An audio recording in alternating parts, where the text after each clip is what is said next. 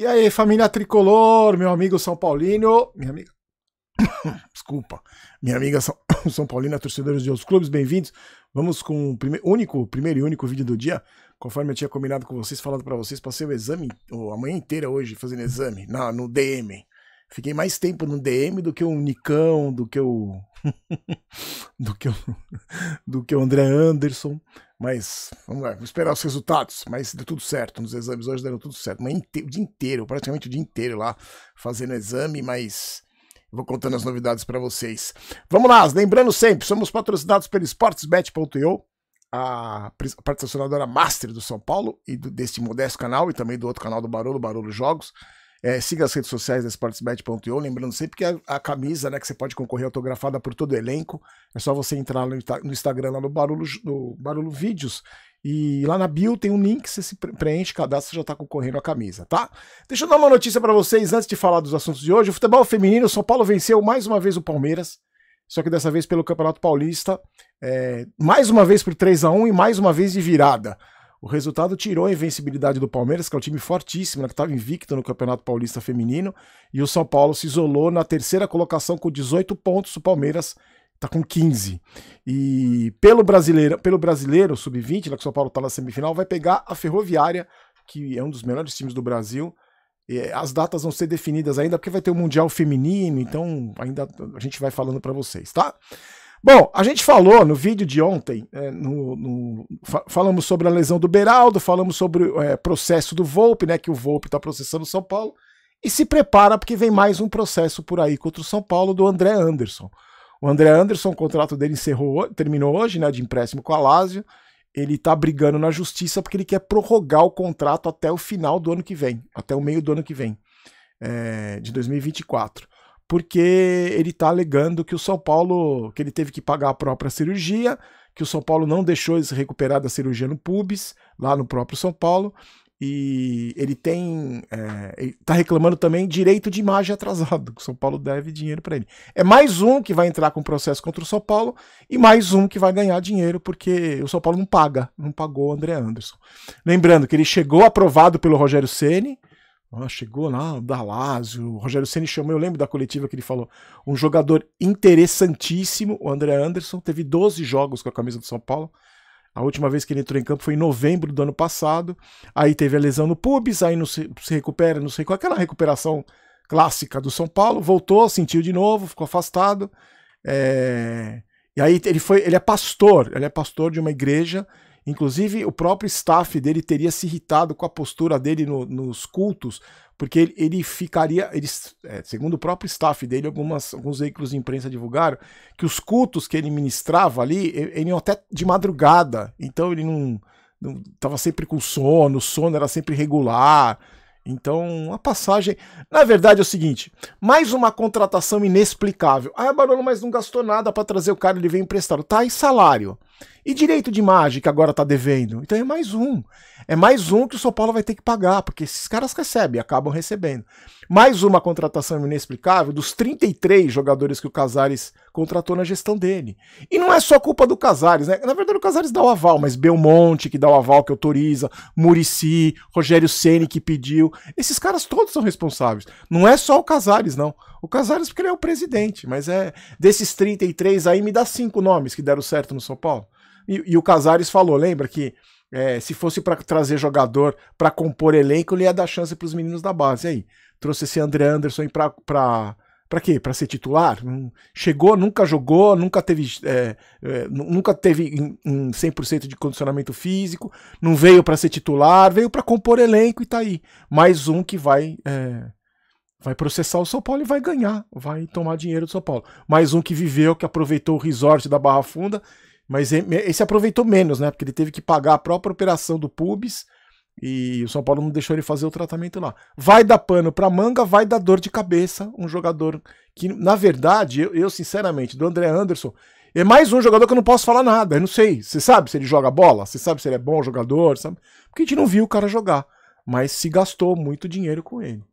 Deixa eu falar pra vocês, o mais legal do vídeo de hoje são as boas notícias em relação à Sul-Americana, né? Comebol Sul-Americana. O São Paulo torcia contra o New Old Boys, contra o Audax Italiano ontem, e eles empataram 1-1. Aí o São Paulo ficou, além de ficar em primeiro lugar do grupo, o São Paulo ficou com a melhor campanha. Isso dá direito a quê? Dá direito ao São Paulo disputar todos os jogos decisivos da fase mata-mata em casa até a semifinal, porque a final vai ser no dia 28 de outubro no Estádio Centenário de Montevidéu. Então o São Paulo tem essa vantagem. Importante, eu acho importante ter essa vantagem, se bem que tem jogador que prefere decidir fora de casa, mas o São Paulo leva essa vantagem. E tem dois feitos inéditos aí do São Paulo na Sul-Americana. Primeiro, por que o São Paulo se classificou? No saldo de gols. O New Old Boys e o São Paulo tiveram a mesma campanha, mesmo número de vitórias, mesmo número de empates, mesmo número de jogos, né, lógico, mas o São Paulo venceu no saldo de gols. O São Paulo tem 13 gols de saldo e o News tinha 7 gols de saldo. O São Paulo é a primeira vez na história da Sul-Americana que um time termina a fase de grupo sem ser vazado. O São Paulo não sofreu nenhum gol. E o Dorival, é a segunda vez que o Dorival, em 2 anos, que o Dorival consegue fazer a melhor campanha da primeira fase. Vocês lembram que o Dorival fez a melhor campanha da primeira fase com o Ceará no ano passado. Aí ele foi para o Flamengo, o São Paulo enfrentou o Ceará já sem o Dorival e conseguiu a classificação já sem o Dorival. Mas o segundo ano seguido que o Dorival leva o time que ele comanda até a melhor campanha da Sul-Americana. Então, méritos para o Dorival. Ó, só para você saber, são 16 pontos em 6 jogos, né? E o São Paulo fez 13 gols, não sofreu nenhum. O saldo do Nils foi de 7. Então, bom, aí, como é que ficou? Dos clubes brasileiros, na próxima fase, se classificaram em primeiro São Paulo, Bragantino, Fortaleza e Goiás. Nos playoffs vai o Corinthians, América e Botafogo. O Botafogo empatou ontem, e num jogo meio tumultuado, um clima meio tenso por causa da saída do Luiz Castro, lá do treinador deles, a torcida tava pegando, xingando o treinador, brava com o treinador, um clima meio esquisito.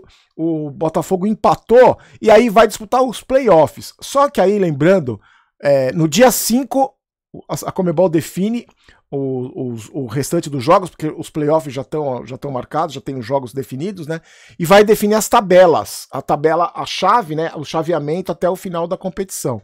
E aí a vantagem é que quem passou em primeiro tem um dia a mais, tem uma semana a mais de descanso, porque o Corinthians, por exemplo, o próprio Botafogo vai disputar esses playoffs antes. Então o São Paulo vai ter, teoricamente não, vai ter mais um tempo para descansar. E aí a gente vai acompanhando, vamos passando para vocês. Eu acho... muita gente, teve um cara que comentou no vídeo que eu gravei falando do Botafogo, né, porque eu não acho que a Sul-Americana seja tão fácil assim, porque tem Botafogo, tem Fortaleza, né? Aí o cara falou, tá com medo do Botafogo. Não é questão de ter medo, não existe isso de ter medo, é que se você gostaria de pegar o líder do Campeonato Brasileiro com 7 pontos na frente do Palmeiras na Sul-Americana, você gostaria de pegar? Eu não gostaria. Eu preferia pegar esses times aí sul-americanos que são bem fracos, como eu não gostaria de pegar o Fortaleza, como eu não gostaria de pegar o Bragantino, como eu não gostaria de pegar. Você gostaria de pegar o Bragantino, que tá aí goleando o Flamengo, teve uma goleada na Sul-Americana e o São Paulo é freguês do Bragantino? Não é questão de ter medo, é só questão de ser um pouco inteligente e torcer para o São Paulo pegar adversários mais fracos, né?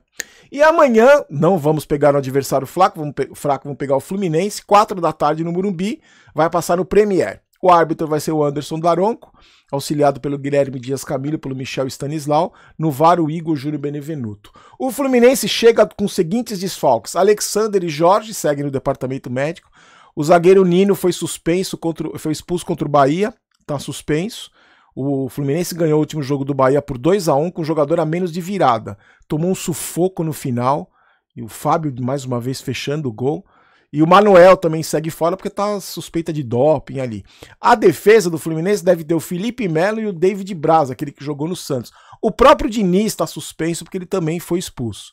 Já o São Paulo, meus amigos, o São Paulo veio com 3 desfalques certos.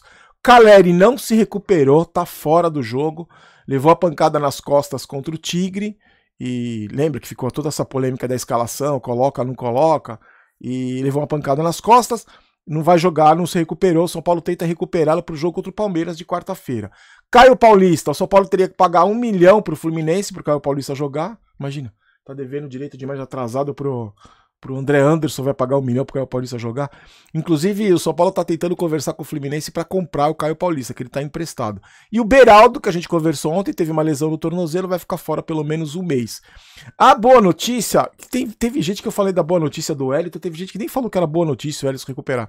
Eu quis dizer, gente, que a boa notícia é que o menino tá pronto para jogar, não é que eu acho ele um craque. O cara tava machucado, fez uma cirurgia, uma boa, ótima notícia, o cara tá pronto para exercer a profissão dele. Não que eu ache ele um craque, mas eu gostaria muito de ver o Wellington na lateral esquerda e o Caio Paulista jogando ali do lado esquerdo como atacante, que aliás é a função do Caio Paulista. Então existe a expectativa do Wellington ter voltar, pelo menos a ser relacionado, mas o Dorival falou que o Patrick vai ser o titular. Então amanhã a defesa deve ser o Alan Franco, não acredito, ou o Diego Costa, não sei, junto com o Arboleda, que o Beraldo não vai poder jogar.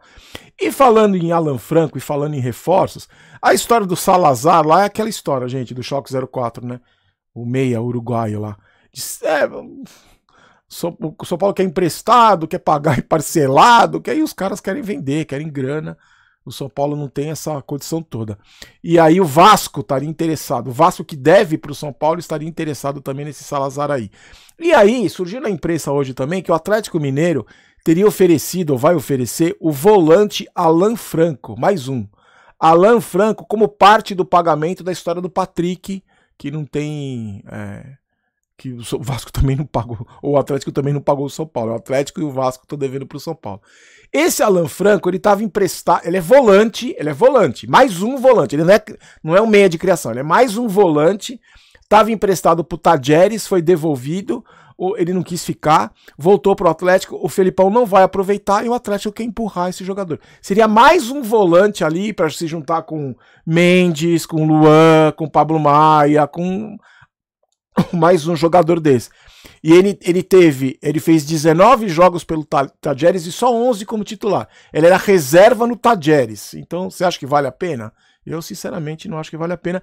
E eu não tô nem falando muito de especulação de contratação, viu, gente? Porque a minha expectativa em relação à janela de transferência do São Paulo é zero. É zero. Eu não tenho nenhuma esperança que vai chegar um jogador para resolver, um jogador de peso, um jogador que vai chamar a responsabilidade. Quero estar errado, mais do que nunca a frase não quero ter razão, quero ser campeão, tá valendo. Mas, sinceramente, eu não tenho. Você tem esperança? Eu não tenho esperança nenhuma. Vai ser aquela história do se assusta com valores. Em todo caso, vou informando vocês, tá? Amanhã é esquema de jogo, então amanhã pode gravar vídeo lá, então eu vou chegar cedo, já posto lá no Instagram. Vai ter vídeo para os membros do canal amanhã direto do Morumbi, vou mostrar o setor de imprensa ali só para os membros, eu vou gravar com o meu celular, vai ser legal pra caramba, e aí a gente faz a live do intervalo, né, no Barulho Jogos, depois o vídeo pós-jogo, aí a coletiva do Dorival, como amanhã tudo acaba mais cedo, né, 6 e pouquinho já acabou o jogo, a gente dá tempo de fazer tudo, postar a coletiva do Dorival amanhã, e na segunda-feira, 1 da tarde, comentando comentários, tá bom? Então, ó, eu vou deixar na janelinha aqui o vídeo de ontem, né, da gente falando da história do Beraldo, do processo do Volpi, e aí a gente se encontra amanhã, lá no Morumbi, se Deus quiser. Fiquem com Deus, uma ótima sexta-feira pra você, devagar aí imagina se eu vou tomar alguma coisa hoje. Fiquem com Deus, a gente se encontra amanhã, aqui não é Vai São Paulo, aqui é Vamos São Paulo, não quero ter razão, quero ser campeão, forte abraço, tchau.